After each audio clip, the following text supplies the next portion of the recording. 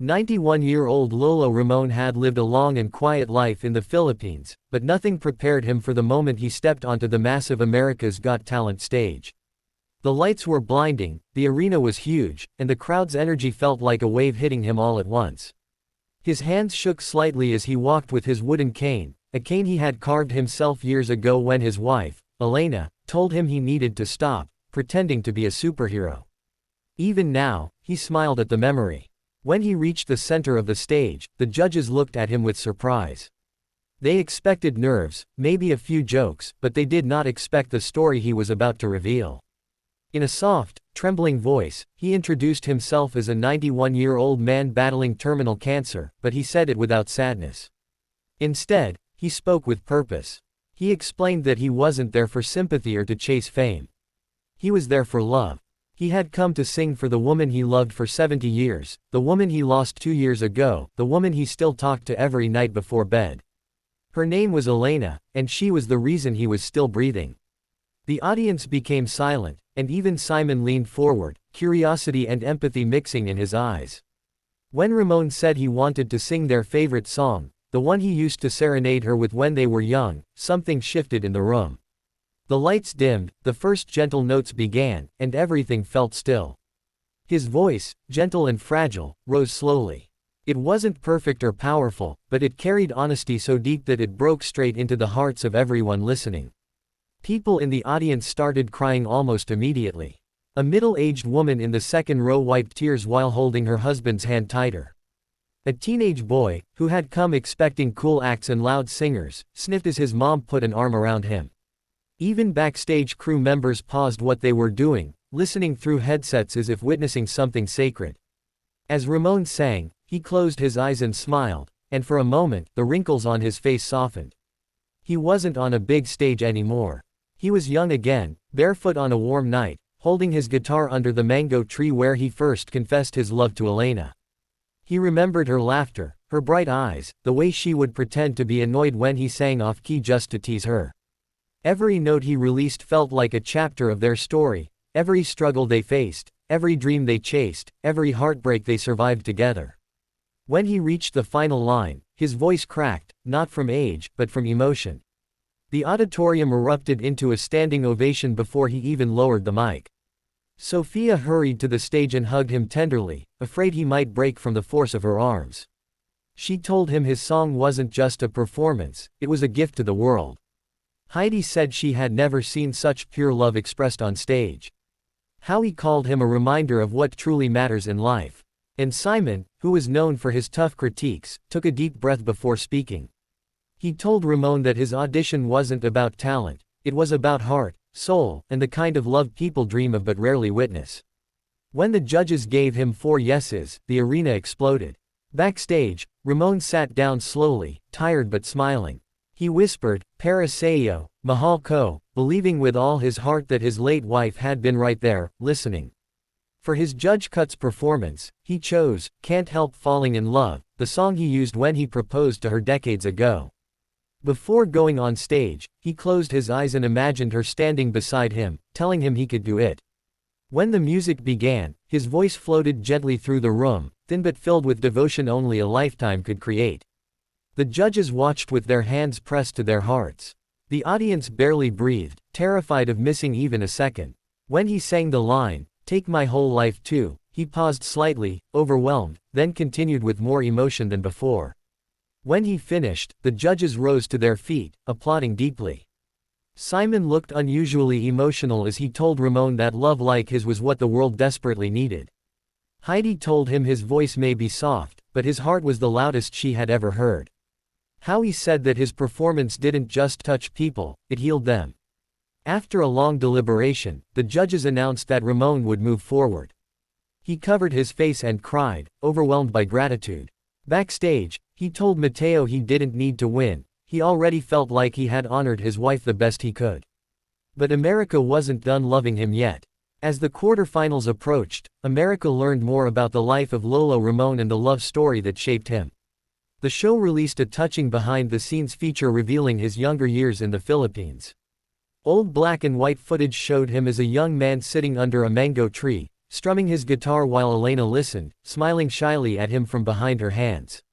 In another clip, family members recounted how he would serenade her no matter the circumstances, whether they were young and broke, raising children, or caring for each other through sickness.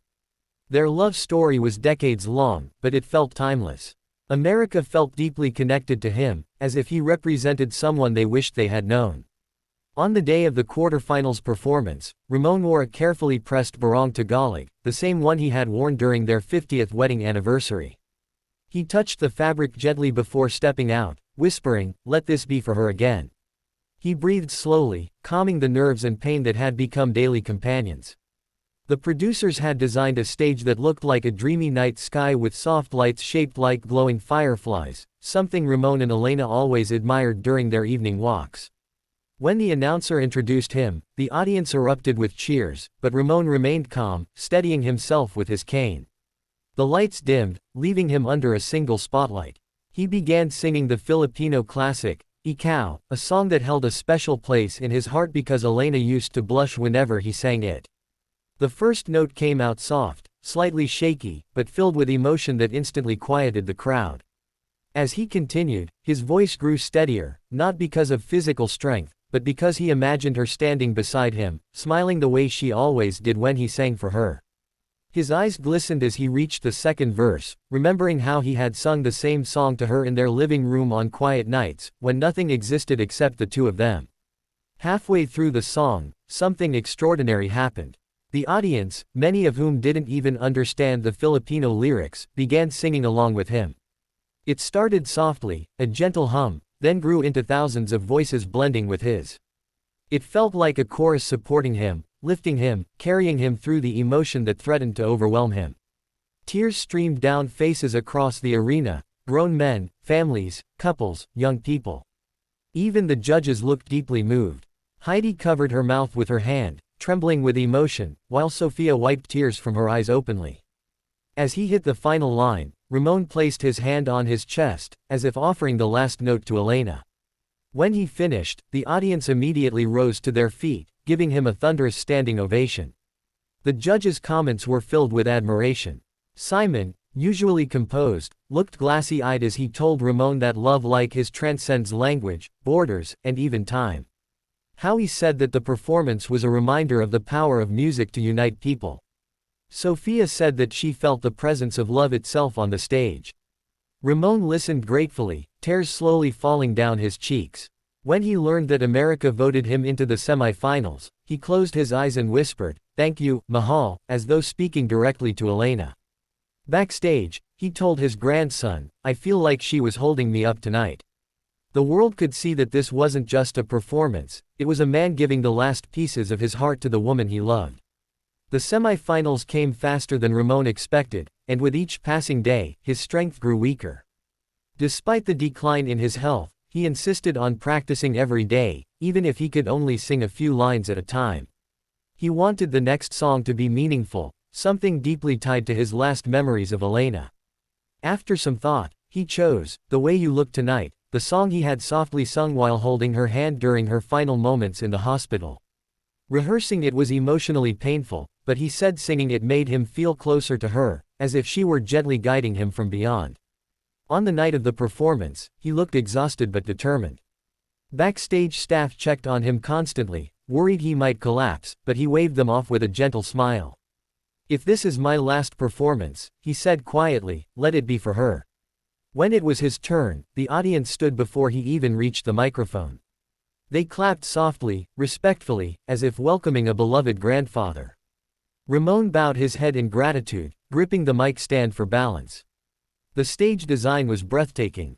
The entire space glowed like a moonlit garden, resembling the place where he once held Elena's hand as they watched fireflies dance in the trees. Soft golden lights floated across the stage, creating a heavenly atmosphere. When the music began, Ramon took a deep breath, steadying his trembling voice. His first note was barely above a whisper, but the softness made the room feel intimate, as though he were singing only to one person. His voice cracked midway through, and for a moment, he looked like he might break down completely. But then he closed his eyes and imagined her smile. His shoulders relaxed, and he continued. The audience remained absolutely silent. Thousands of people leaned in, hanging onto each delicate word. Many people clutched tissues, wiping their eyes. Some held hands with their partners, reminded of how fragile love and life truly are. The judges listened with reverence, none of them even scribbled notes.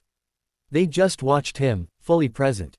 As Ramon approached the final verse, his voice grew weaker, but somehow more powerful emotionally. It was as if every remaining breath he had left in this world was being poured into the song. The last line came out as a soft whisper of devotion. When the music faded, the silence broke into an eruption of applause so loud it shook the stage. The standing ovation lasted long enough that Ramon himself became overwhelmed, his eyes swelling with tears as he pressed his hand to his heart. When it was time for the judges to speak, Simon's voice cracked slightly as he called the performance a goodbye letter sung in the most beautiful way. Sophia said she felt honored to witness a love like his. Heidi called it one of the most touching performances in AGT history. Howie said it reminded him that the oldest stories are often the most powerful.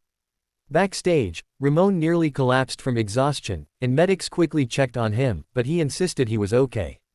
He told Mateo, "I finished what I came here to do."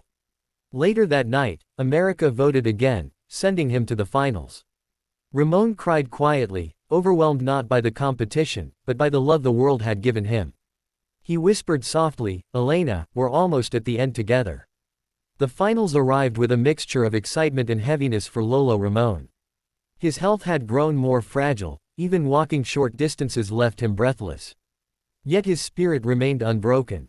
He often told Mateo, "As long as I can still sing one more song for her, I will not stop." The AGT team treated him with extraordinary care. They brought a doctor backstage, placed a soft chair near the wings, and dimmed unnecessary lights so the environment stayed peaceful. Despite the accommodations, Ramon insisted on wearing the same barong Tagalog he wore in the quarterfinals. He wanted consistency, saying, "Elena always loved me."